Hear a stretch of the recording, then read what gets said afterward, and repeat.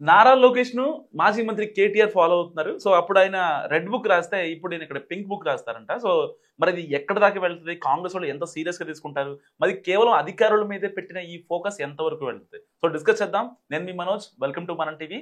తెలుగు రాష్ట్రాల్లో రాజకీయాల్లో ప్రస్తుతం ఒక స్పెషల్ ట్రెండ్ నడుస్తుంది. అధికారంలో ఉన్నప్పుడు ఆహా! ఓహో! అంటూ అధికారులతో పని చేయించుకున్న పార్టీలే ప్రతిపక్షంలోకి వచ్చాక అదే ఆఫీసర్స్‌ని టార్గెట్ చేస్తున్నాయి. సో, ఏపీలో కూడా మనం చూసాం జగన్ హయాంలో. మళ్ళీ మేము వస్తాం, మీ అంతు చూస్తామన్న ఉన్నతాధికారులను బెదిరించడం కామన్ అయిపోయింది. సో, ఎక్కడైనా ఇప్పటి వరకు అధికార ప్రతిపక్షాల నేతలే మధ్య పరస్పరం దుమ్మెత్తి పోసుకోగా, ఈ మధ్య కాలంలో ప్రతిపక్షాలకు బ్యూరోక్రాట్స్ కూడా టార్గెట్ అవుతున్నారు. సో, ఈ క్రమంలో తెలంగాణలోని తాజా పరిణామాలపై విస్తృత చర్చ జరుగుతుంది.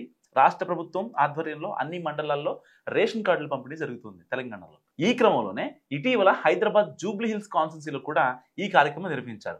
జిల్లా ఇన్ఛార్జ్ మంత్రి పొన్నం ప్రభాకర్ ఆధ్వర్యంలో లబ్ధిదారులకు రేషన్ కార్డులు పంపిణీ జరిగింది. ఈ కార్యక్రమంలో సివిల్ సప్లైస్ కార్పొరేషన్ కమిషనర్, ఇంకా ఐపీఎస్ అధికారి డిఎస్ చౌహాన్, జిల్లా కలెక్టర్ దాసరి హరిచందన పాల్గొన్నారు. అయితే వాళ్ళ ప్రోగ్రాంలో వాళ్ళు చేసిన ప్రసంగాలు వివాదాస్పదమయ్యాయి. గత ప్రభుత్వాలు రేషన్ కార్డులను ఇవ్వలేదని, ఈ ప్రభుత్వంలో తాము ఇలాంటి కార్యక్రమంలో పాల్గొంటున్నామని చెప్పారు అధికారులు. అధికారులు చెప్పకూడదు యాక్చువల్గా చెప్పాలంటే, ఎందుకంటే వాళ్ళకి పొలిటికల్గా మాట్లాడకూడదు కాబట్టి. సో, ఆ వ్యాఖ్యలు సోషల్ మీడియాలో బాగా ట్రోల్ అవుతున్నాయి. అటు బీఆర్ఎస్ కూడా దీని మీద గట్టిగా రియాక్ట్ అవుతుంది. So, civil supplies commissioner, Hyderabad collector మాట్లాడిన మాటల్ని తప్పుపట్టారు బీఆర్ఎస్ వర్కింగ్ ప్రెసిడెంట్ కేటీఆర్. తమ హయాంలో రేషన్ కార్డులే ఇవ్వలేదంటూ కొందరు ఐఏఎస్లు అబద్ధాలు చెబుతున్నారని, వారి హోదాకు రాజకీయాలు మాట్లాడటం తగదని కూడా కేటీఆర్ ఒక స్ట్రాంగ్ వార్నింగ్ ఇచ్చారు.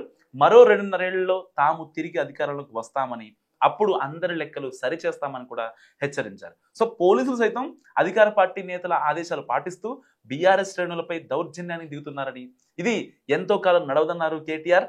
గతంలో సిరిసిల్ల కలెక్టర్ సందీప్ కుమార్ షాపై కూడా తీవ్ర వ్యాఖ్యలే చేశారు కేటీఆర్. అంతకుముందు లగచర్లలో భూసేకరణ వివాదం జరిగినప్పుడు కూడా ఐఏఎస్ అధికారులను టార్గెట్ చేశారు బీఆర్ఎస్ వర్కింగ్ ప్రెసిడెంట్ కేటీఆర్. అయితే ఇక్కడే సరికొత్త చర్చ మొదలైంది. సో, తాము అధికారంలో ఉన్నప్పుడు ప్రశంసించిన అధికారుల్ని ప్రతిపక్షంలోకి రాగానే విమర్శించడం ఎంత వరకు కరెక్ట్ అని మాట్లాడుకుంటున్నారు ఐఏఎస్ అధికారులు.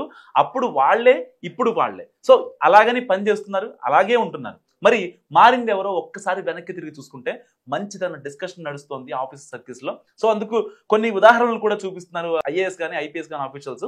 సో, ఇప్పుడు ఏ దాసరి హరిచందన్ అయితే కేటీఆర్ విమర్శించారో అదే ఆఫీసర్ ని బీఆర్ఎస్ అధికారంలో ఉన్నప్పుడు ప్రశంసించారు. సాక్షాత్తు కేటీఆర్ నారాయణపేట కలెక్టర్ గా ఉన్నప్పుడు ఆమె చేసిన పనులకి గుడ్ మార్క్స్ ఇచ్చారు అప్పట్లో.